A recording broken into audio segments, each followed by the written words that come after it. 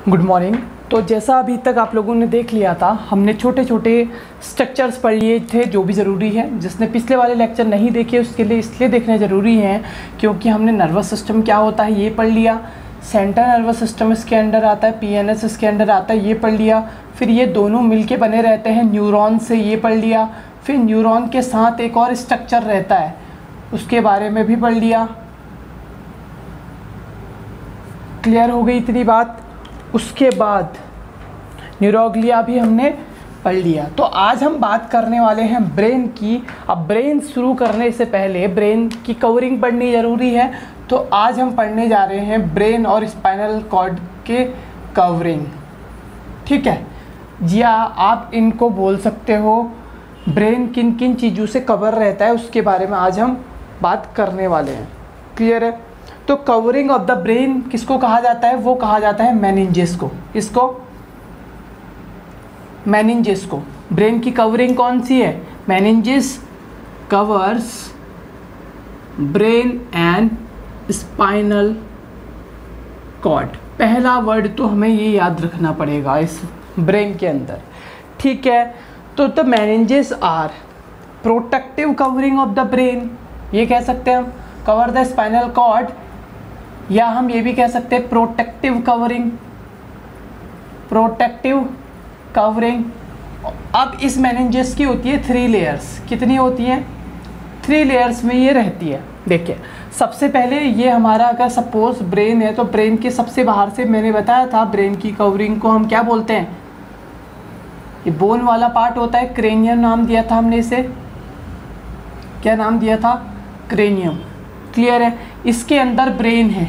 ये delicate structure है आपका ब्रेन, क्योंकि ये किससे बना हुआ रहता है? ये 3 लेयर से मिलके बना रहता है। अगर मैं अब इसको सिंगल बनाऊं ऐसे, तो ये तो मैं बात कर रहा हूँ किसकी? कवरिंग की। ये क्रेनियम हो गया। क्रेनियम के अंदर ब्रेन कुछ इस तरीके से सिचुएटेड है। 3 लेयर्स हैं उसकी, और इसके अंदर आपका ब्रेन है। क्लियर हो गया। अब इन लेयर्स को कैसे याद रखना है? कई लोग कहते हैं सर आउटर मोस्ट वाली। देखिए, ये बाहर की क्या है? इसको हम पेरिओस्टियम कह सकते हैं या बोन कह सकते हैं। ठीक है, ये बोन है। बोन के बीच में और सबसे पहली लेयर के बीच में एक स्पेस होता है। उस स्पेस का नाम अभी पता करेंगे। सबसे पहले सबसे बाहर वाली लेयर का नाम बताओ क्या होता है? तो सबसे बाहर कभी भी जो भी मेनिंजेस आती है उसको हम बोलते हैं ड्यूरामेटर। क्या बोलते हैं जिसको? ड्यूरामेटर। सबसे पहली लेयर कौन सी है? ड्यूरामेटर। अब ड्यूरामेटर और इस बोन के बीच में, ड्यूरामेटर और इस बोन के बीच में एक स्पेस है, तो इसको हम बोल सकते हैं ड्यूरा के ऊपर है। ये स्पेस ड्यूरामेटर के ऊपर है, तो मैं इसको बोल सकता हूँ एपीड्यूरा या फिर एपीड्यूरल स्पेस, बिल्कुल बोल सकता हूँ, कोई दिक्कत नहीं है। दूसरी वाली लेयर को मैं बोलता हूँ जो ड्यूरामेटर के बाद है, उसको मैं क्या बोल सकता हूँ? Arachnoid matter. क्या बोल सकता हूँ उसको? Arachnoid matter. ये ऐसे ही याद करनी जरूरी है। अब एरेक्नॉइड मैटर के बीच में और ड्यूरामेटर के बीच में भी स्पेस है, तो इसको हम क्या बोल सकते हैं? अब इसको हम सब एरेक्नॉइड एपी एरेक्नॉइड नहीं बोलेंगे। अब ये है तो ड्यूरामेटर के नीचे, तो सब ड्यूरल स्पेस कह सकते हैं हम इसके नीचे। एरेक्नॉइड के ऊपर जो स्पेस है वो ड्यूरामेटर के नीचे स्पेस है। सपोज ये 3 लेयरें थी भैया। ये तो सबसे ऊपर हो गया एपीड्यूरल स्पेस, ये हो गई ड्यूरामेटर। फिर ये ड्यूरामेटर के नीचे हो गई सब ड्यूरल स्पेस, और फिर हमने बोला ये हो गई एरेक्नॉइड मैटर। फिर एरेक्नॉइड मैटर के बीच में और इसके यहाँ पे भी आप सोचेंगे कि यहाँ पे भी कोई स्पेस होता होगा, तो मैं इसको यहाँ से क्लियर कर देता हूँ आपको एक चीज़। जो सब ड्यूरल स्पेस एरेक्नॉइड मैटर होता है और जो लास्ट वाली लेयर जिसका नाम हम अभी पढ़ने वाले हैं, वो दोनों साथ में चिपकी हुई रहती हैं, जिसको पाया मैटर बोलते हैं। मतलब एरेक्नॉइड और पाया मैटर के बीच में हम कोई गैप को नहीं लिख रहे हैं यहाँ पे। क्लियर हो गया। तो हमारे पास स्पेस बचते हैं। पहला तो सबसे ऊपर हमारा ड्यूरा मैटर आया, उसके बाद ड्यूरा मैटर के ऊपर बोन वाले के बीच में कौन सा मैटर था, कौन सा स्पेस था, एपीड्यूरल स्पेस था, और ड्यूरा के नीचे सब ड्यूरल स्पेस था। सब ड्यूरल स्पेस के बाद एरेक्नोइड मैटर आया, एरेक्नोइड के बाद कौन सा मैटर आ गया, पाया मैटर आ गया। तो पाया मैटर, एरेक्नोइड मैटर दोनों बहुत पतले, मतलब आपस में चिपके हुए रहते हैं, इनके बीच में बहुत कम गैप रहता है या गैप नहीं रहता है, इसलिए हम यहाँ पे कोई भी स्पेस नहीं पढ़ते हैं। इतनी बात समझ में आ गई आपको, क्लियर है? ठीक है, तो यहाँ पे मैं फिर से बता देता हूँ आपको। सबसे ऊपर, फिर से सबसे ऊपर कौन सा मैटर, कौन सा स्पेस है, एपीड्यूरल स्पेस। यहाँ पे क्या है, ये बोन है, बोन के बीच में और ड्यूरा मैटर के बीच में एपीड्यूरल स्पेस। ड्यूरा मैटर के नीचे सब ड्यूरल स्पेस। कौन सा, सब ड्यूरल स्पेस, ये स्पेस का नाम है सब ड्यूरल। सब ड्यूरल स्पेस के बाद कौन सा matter, arachnoid matter. Arachnoid matter के साथ ही चिपका हुआ कौन सा मैटर, पाया मैटर। कोई गैप नहीं दिखा रहा हूँ मैं यहाँ पे, तो पाया मैटर, एरेक्नोइड मैटर साथ में। इतनी बात समझ में आ गई होगी आपको, ठीक है। एरेक्नोइड मैटर के ऊपर कौन सा मैटर है, सब ड्यूरल, क्लियर है। और लास्ट वाली जो लाइन है मैंने अंदर बना रखी है, इसको कुछ इस तरीके से चिपका हुआ समझें, और पाया मैटर, एरेक्नोइड मैटर साथ में होते हैं। तो 3 तरीके के हमने मैटर पढ़ लिए और 2 स्पेस पढ़ लिए, सब ड्यूरल और एपीड्यूरल स्पेस। क्लियर हो गई इतनी बात, ठीक है। अब बात करते हैं ड्यूरा मैटर के बारे में। सबसे पहली मेनिंजेस लेयर सबसे आउटर मोस्ट कहलाती है हमारी ड्यूरा मैटर, ठीक है, ड्यूरा मैटर। तो ड्यूरा मैटर के बारे में खास बात क्या है, तो सबसे बाहर की लेयर है, तो कैसी होगी भैया, एक तो ये सबसे पहले ड्यूरा मैटर जो बनी रहती है, ये काम करती है आउटर मोस्ट लेयर, कह सकते हैं इसको, क्या कह सकते हैं, आउटर मोस्ट। हाँ, आप याद कैसे करेंगे कौन सा ड्यूरा मैटर को, कभी हम भूल जाते हैं सब एरेक्नोइड कहाँ है, पाया कहाँ है, तो उसके लिए सिंपल सा एक वर्ड याद रख सकते हैं हम, डेप। सबसे ऊपर ड्यूरा, फिर एरेक्नोइड, फिर पाया। तो डेप अगर वर्ड याद रखना चाहते हैं तो आप ऐसे शॉर्टकट याद रख सकते हैं, आउटर मोस्ट लेयर है। दूसरा मैं लिख सकता हूँ ये प्रोटेक्टिव लेयर है। तीसरी बात ड्यूरा मैटर के बारे में जो सबसे इंपॉर्टेंट है, ये बनी रहती है थिन इर्रेगुलर डेंस टिश्यू से। किससे, डेंस कनेक्टिव टिश्यू से। किससे बनी रहती है dura mater, thin irregular dense connective tissue से। अगली बात अगर मैं इसके बारे में करूं तो मैं क्या करूंगा भैया, कहाँ पे बोलूँगा, इसकी लोकेशन में कहाँ पे बोलूँगा, मैं बोलूँगा कि ये बिटवीन होती है, किसके बिटवीन होती है भैया, प्रोटेक्ट जो स्कल बोन है और एरेक्नोइड मैटर, ये बोल सकता हूँ मैं, बिटवीन किसके होती है, skull bone and arachnoid matter. क्या, एरेक्नोइड मैटर के और स्कल बोन के बीच में रहती है। क्लियर हो गई इतनी बात, ठीक है। अब एक और चीज़ मैं बोल दूँ आपको कि ये सिंगल लेयर नहीं होती है, ये डबल लेयर होती है। कैसी होती है, डबल लेयर। किस किस चीज़ से मिलके बनी रहती है, एक तो सपोज ये ड्यूरा मैटर है, तो dura mater double layer structure होती है कुछ इस तरीके से, ठीक है। ये ड्यूरा मैटर है दोनों की दोनों, ठीक। तो ये बनी रहती है पेरिओस्टियम से, और दूसरा जो स्ट्रक्चर इसका कहलाता है वो कहलाता है मेनिंजियल लेयर। एक तो मेनिंजियल लेयर होती है और एक पेरिओस्टियम होती है। ये डबल लेयर स्ट्रक्चर है, कौन सी, ड्यूरा मैटर। इतनी बात आपको यहाँ तक मेरे हिसाब से समझ में आ गई होगी। लेकिन अगली बात इंपॉर्टेंट है,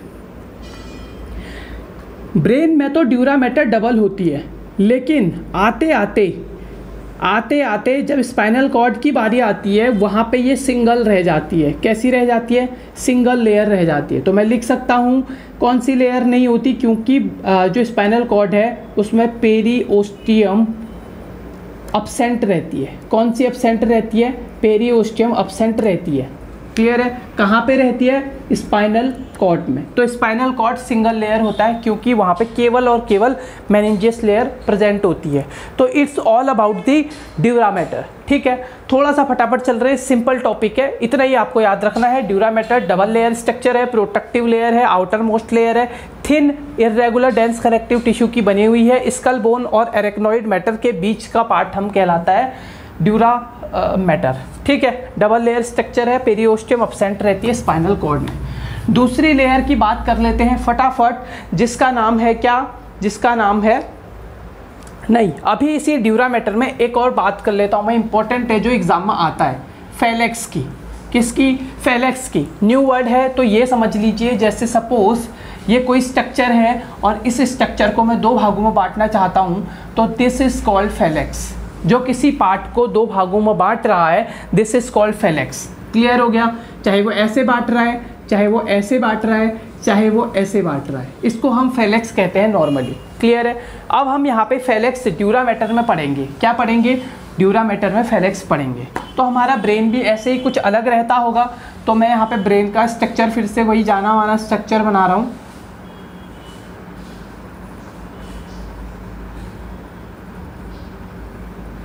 क्लियर है? तो सपोज मैंने ये स्ट्रक्चर बनाया, यहाँ पे ये सेरिबेलम है, ठीक है, ये मिड ब्रेन है, ये यहाँ पे हमारा पॉन्स और ये मेड्यूला और ये नीचे को स्पाइनल कॉर्ड। क्लियर हो गया? ये वाला जो पंखुड़ी लगी है सेरिबेलम है। अब आप यहाँ पे देखिए, यहाँ पे ब्रेन कहीं ना कहीं यहाँ पे अलग हो रहा है। यहाँ पे वो होता है ना कुछ इस तरीके से, जो ब्रेन दो हेमिस्फीयर में अलग होता है। तो एक तो यहाँ पे है, दूसरा यहाँ पे जब सेरिबेलम होता है वो सेरिब्रम से कुछ एक स्ट्रक्चर यहाँ पे होता होगा जिससे ये अलग होता है। मतलब इन दोनों के बीच की बाउंड्री, सेरिब्रम और सेरिबेलम के बाउंड्री यहाँ पे रहती होगी। क्लियर है? तो दो तो पढ़ लिए हमने। तीसरा किसके बीच में होता है हमारा? पहला हो गया सेरिब्रम, ठीक है। पहले पढ़ते जाते हैं, धीरे धीरे हमें समझ में आते रहेंगे। तो सबसे पहले मैं बात करता हूँ किसकी? Flix cerebri. सबसे पहला जो फेलेक्स होता है वो होता है फेलेक्स सेरिब्राई। तो इसका मतलब आप समझ गए होंगे, सेरिब्री जहाँ पे आ रहा है तो इसका मतलब है ड्यूरा मैटर का वो लॉन्गिट्यूडनल, मैं ये कह सकता हूँ लॉन्गिट्यूडनल फिशर। क्या कह सकता हूँ? Longitudinal fissure. तो एक तरीके का फिशर है ये। फिशर मतलब जो कट करके अलग, मतलब किसी चीज़ की बाउंड्री समझ लीजिए आप, ठीक है। तो सबसे पहले बात, अगर कोई लॉन्गिट्यूडनल, हम अगर सपोज ये ब्रेन है और ब्रेन को लॉन्गिट्यूडनली टू पार्ट्स में हम डिवाइड कर रहे हैं, तो जिसको हम लेफ्ट हेमिस्फीयर और राइट हेमिस्फीयर बोलते हैं। अगर मैंने ब्रेन को इस तरीके से काटा कि वो दो भागों में बट गया, ठीक है, दो भागों में बट गया, तो मैं उसको बोल रहा हूँ सेरिब्रम को अगर मैं बांट रहा हूँ, ठीक है, तो उसको बोल रहा हूँ मैं फेलेक्स सेरिब्राई। क्लियर आ गया इतना समझ में? तो लॉन्गिट्यूडनल फिशर है जो क्या करता है, सेरिब्रल हेमिस्फेयर को, किसको? सेरिब्रल हेमिस्फेयर को राइट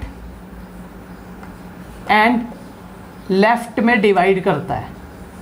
तो राइट एंड लेफ्ट में जब डिवाइड हो रहा है हमारा फेलेक्स सेरिब्राई इस तरीके से कुछ, तो उस फिशर को, उस पर्टिकुलर पॉइंट को, ठीक है, उस पर्टिकुलर पॉइंट को हम क्या बोलेंगे?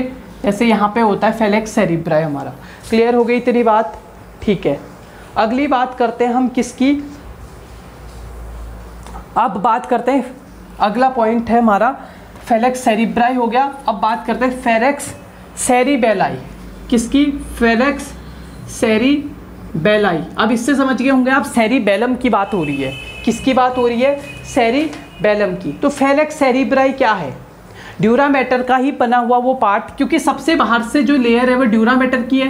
तो यहाँ पे अगर डिवाइड कर दिया ड्यूरा मैटर ने दो भागों में, तो उसको तो हमने फेलेक्स सेरिब्राई बोला था। फेलेक्स सेरिब्राई क्या है? अरे सेरिबेलाई क्या है? जो किसको डिवाइड कर रही है भैया? जो किसको डिवाइड कर रही है? जिसकी वजह से यहाँ पे कुछ, अगर इस सेरिबेलम को मैं कुछ इस तरीके से बनाऊं, तो यहाँ पे भी तो कोई ड्यूरा मैटर बनी हुई है, ठीक है, जो इनको लेफ्ट और राइट में डिवाइड कर रही है। तो अगर सेरिबेलम को कोई स्ट्रक्चर डिवाइड कर रहा है बीच में से दो भागों में, तो उसको बोलेंगे फेलेक्स सेरिब्राई। क्लियर है इतना? इसमें लिखने का कुछ नहीं है, आप लिख सकते हैं कि लेफ्ट और राइट में अगर सेरिबेलम को कर रहे हैं तो फेलेक्स सेरिबेलाई। ये बात याद रखना, बेलाई है कि सेरिब्री है, वो बात आपको ध्यान में रखनी है। अब बात करते हैं तीसरा, एक वर्ड आता है इन दोनों से डिफरेंट, टेंटोरियम सेरिबेलाई। ठीक है, तो टेंटोरियम का मतलब ये समझ लीजिए टेंट, तो टेंट वाला स्ट्रक्चर, सेरिबेलाई का मतलब सेरिबेलम, तो वो structure that separate cerebrum and cerebellum.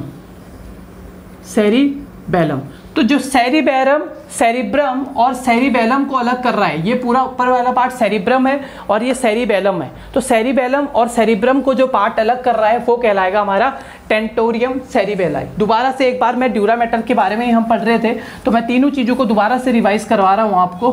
पहली चीज़ मैंने बताया आपको कौन सा, फेलेक्स सेरिब्राई। दूसरा मैंने बताया फेलेक्स सेरिबेलाई, आई, ठीक है, लास्ट में। और तीसरा मैंने बताया टेंटोरियम सेरिबेलाई। तीनों वर्ड हो गए। तो फेलेक्स सेरिबाई में मैंने बोला लॉन्गिट्यूडनल फिशर, जो कि राइट एंड लेफ्ट में डिवाइड करता है किसको, सेरिब्रम को। दूसरा मैंने बोला लेफ्ट, जो भी हमारा लॉन्गिट्यूडनल फिशरी होगा ये भी, ठीक है, जो किस में डिवाइड करेगा, राइट एंड लेफ्ट में डिवाइड करेगा, लेकिन किसको, सेरिबेलम को। अगला टेंटोरियम